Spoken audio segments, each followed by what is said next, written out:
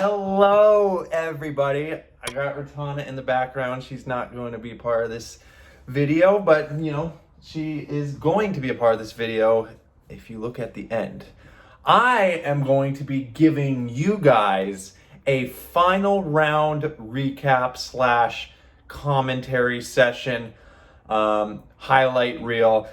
I was looking through this originally and I wanted to do highlights, but the whole round was kind of a highlight, and I just kind of want to talk about what was going through my head, the final round of the IDLEWILD Open.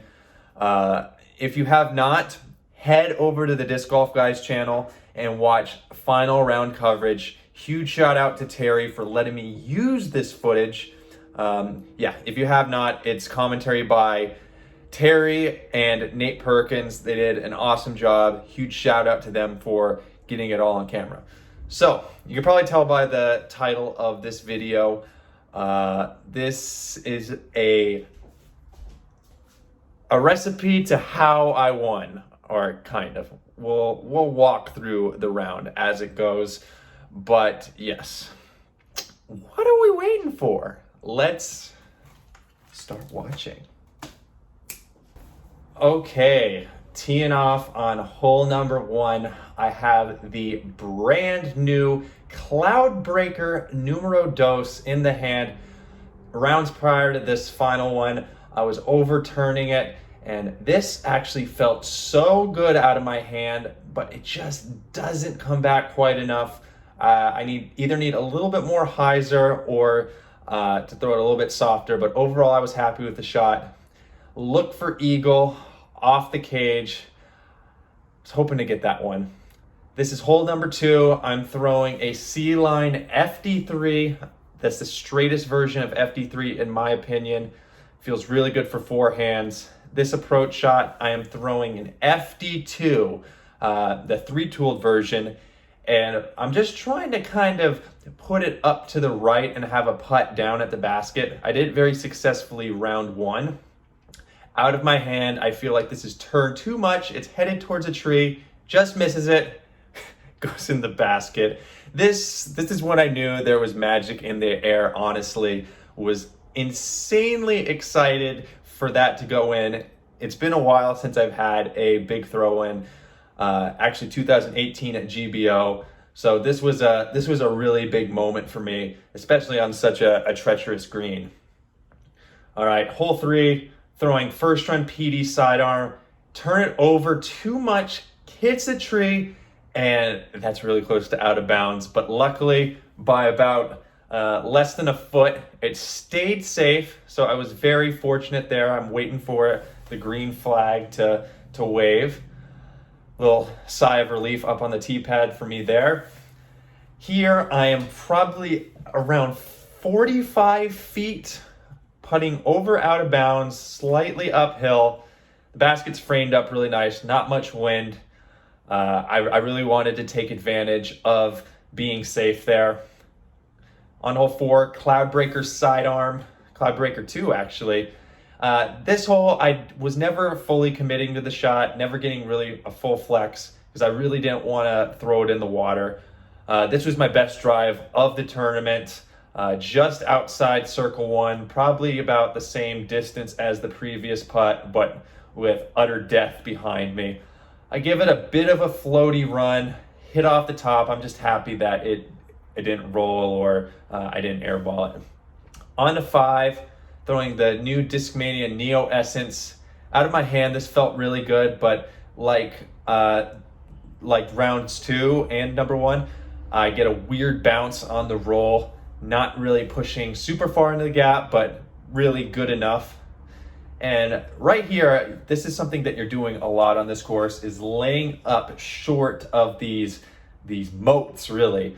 And I lay up pretty good. I'm just outside the circle, and I'm just banking on my confidence, knowing that if I give myself a 35-footer, the chances are that I make it are pretty high. So that was my first birdie on hole five of the tournament. Hole six, I'm throwing the Neo Essence again. Really like this disc for rollers and a certain shot that I'll show in a little bit. Really, this hole, I'm just trying to throw the Neo Essence on a slight anhyzer as hard as I can, pulling it right so it hits and then gets to the basket. Because if you hit too far left, it's just going to roll straight. I find myself inside the circle, probably about 25 feet here, and I'm able to put in. That was my third consecutive birdie on the hole for the event, so I got it every single time. This hole, hole 7, is a treacherous tee shot because right here I'm throwing over out of bounds, and when I released that, I was just really happy that I didn't have to go to the drop zone for the event. And I'm in very good position. A little bit shorter than I'd like to be, but you know, beggars can't be choosers. And before lining up this forehand shot, I have an old Color Glow MD3 in my hand. I was thinking about throwing a backhand shot, but with the uphill, I felt like I was going to shank it. So I decided to go with a more straightforward approach with a forehand. I'm looking at my gap the entirety of the throw, and I put myself just outside the circle. Right here, I'm just thinking, oh gosh, you're on fire. You're probably going to make this putt, just release it. But I overthought it, so that means I airball it. You know, I was, of course, a little upset that I airballed it, but I still knew I was doing very well. I just knew I couldn't miss this putt. And, you know, it catches left side chains. That was a little bit unconfident, and I felt like I got away with a little something getting off this hole. Hole 8, throwing first run PD, standstill forehand, just trying to get around the corner with the most control possible. I never threw the tee shot that well, but every round I was in a decent position. Second shot here, throwing the Essence for a roller. I have a fan grip this time. And in practice, I actually tried the shot and it was very successful. Hit the tree branch there, but doesn't really affect it and rolls past the basket, curling a little bit short. I'm inside the circle, putting for eagle. And right here, this is to get back to perfect for the round. And I'm taking my time, taking some audible deep breaths. Really a putt that I expect to make most of the time, but I just definitely want to make sure I'm thorough and methodical. Get the eagle back to perfect for the 8 holes in. And right here, I'm just like, okay, there's even more magic in the air. Again, hole number 9, I'm throwing the Essence, but on a completely different line than the previous Essence throws. I go grenade. I feel like I didn't throw this that good, but it snuck through a little low, and it ended up being my best grenade of the tournament. Got this hole 3 times with the grenade, so it helped lower my score overall. This hole, hole 10, very tough, super wooded. I'm throwing a penned S-line PD, pretty much as hard as I feel comfortable while maintaining control. Absolutely park it. I'm 10 under through 10, and you know, essentially right there, hole 11, Glow MD3, European Open stamp, probably the first run of Glow MD3. I flash past the basket, outside the circle. I'm leaving myself with a total death putt, but I have the opportunity to go 11 under through 11 holes. Taking my time, try to just be smooth, and it's in. And right here, if I par out, I win the tournament. So I did win the tournament, so oops.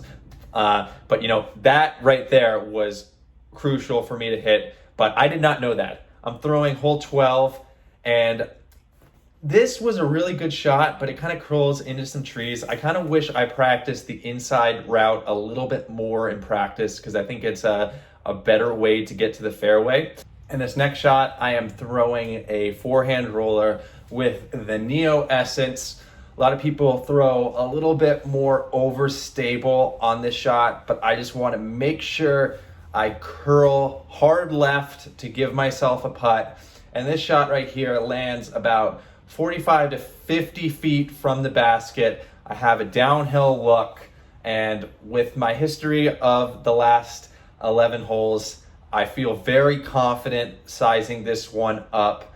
I have gravity on my side, so all I'm thinking about is putting a smooth release and just off the top, and you can see how much I wanted that one to keep the birdie streak alive, but I tap in for the first par of the round.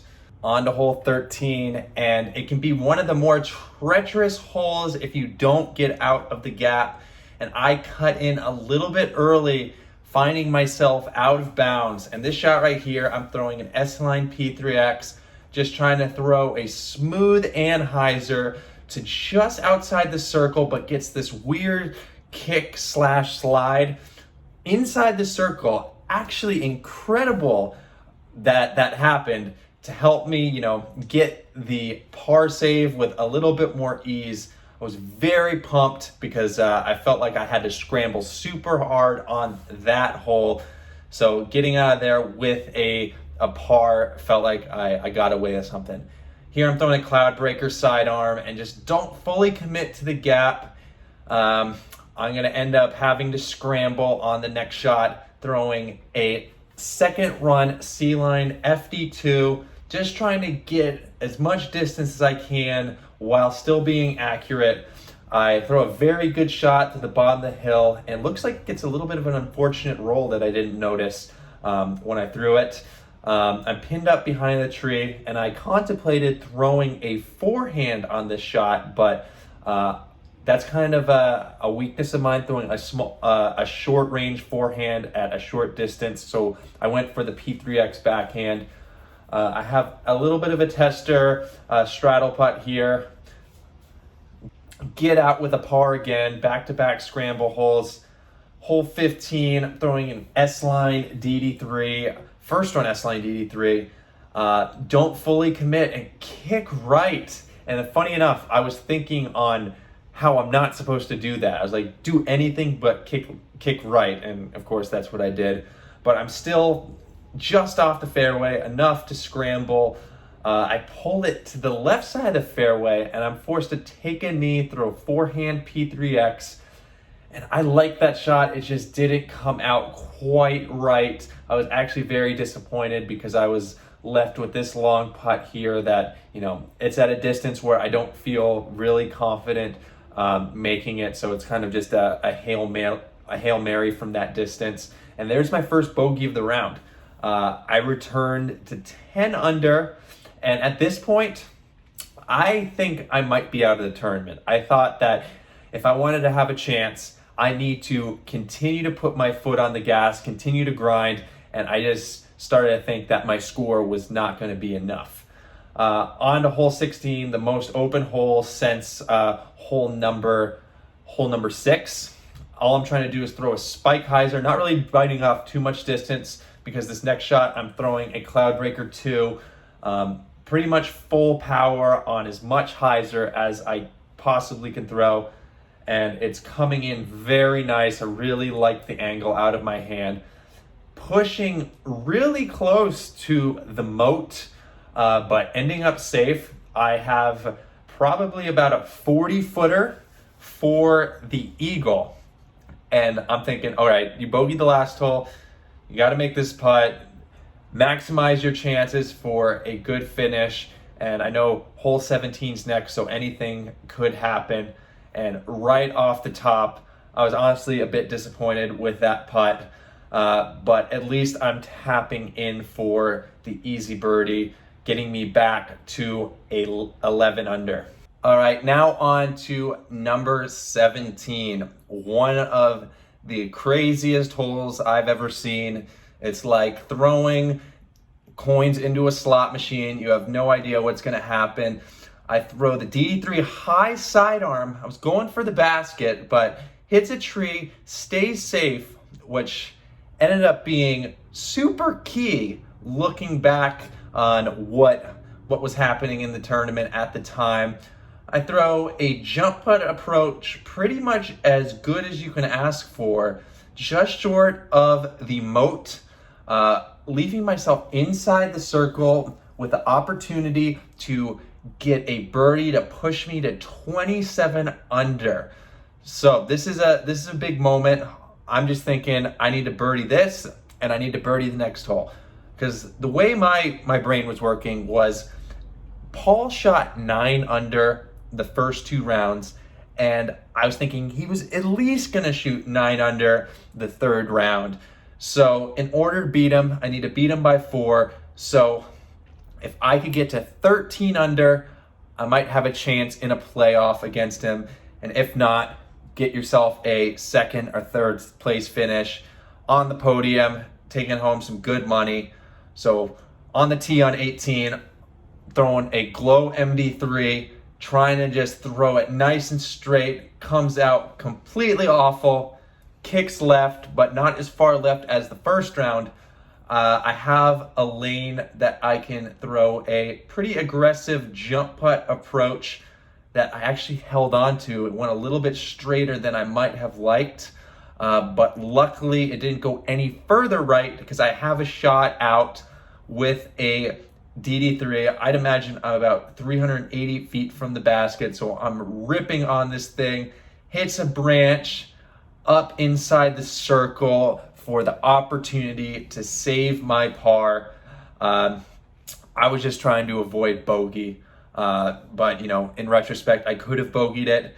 Listen to Nate Doss, listen to all the commentators. They were hoping that I wasn't going aggressive, that I wouldn't mess myself up potentially, but you know, I was going with my game plan, charging from second card. I figured that the best thing to do is just put my head down and play.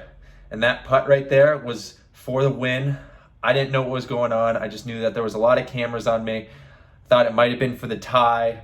I don't really know what I was thinking, but you know, this was really cool. Open champion, Eagle McMahon. Woo. Thank you very much. Congratulations. Appreciate it.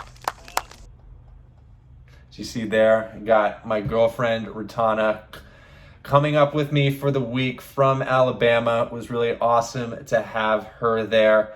And, you know, to get back-to-back Pro Tour wins on 2 really challenging courses, especially IDLEWILD, a woods course. It proved to myself that I can win anywhere. Funny enough, in the press conference before the event, one of the Pro Tour guys asked me, "So Eagle, you're not really known to be all that great in the woods," and he's like, "Coming off the glow at D-Glow, what are you gonna do to you know, strategize your game around being in the woods?" And I told him that I've finished outside the top 10 2 times in the last 2.5 years. If you give my woods game to anybody in the world, they're a top 10 competitor.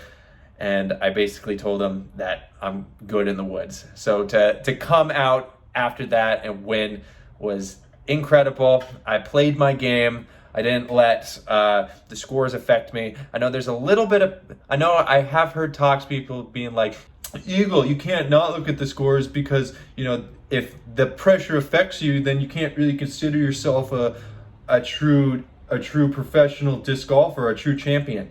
Listen, there's certain times to look at the scores and certain times to not. Right now, there's no audience, so there's no scoreboards, there's no people saying, "Come on, Eagle, you got this. Oh, you just need this putt, blah, blah, blah."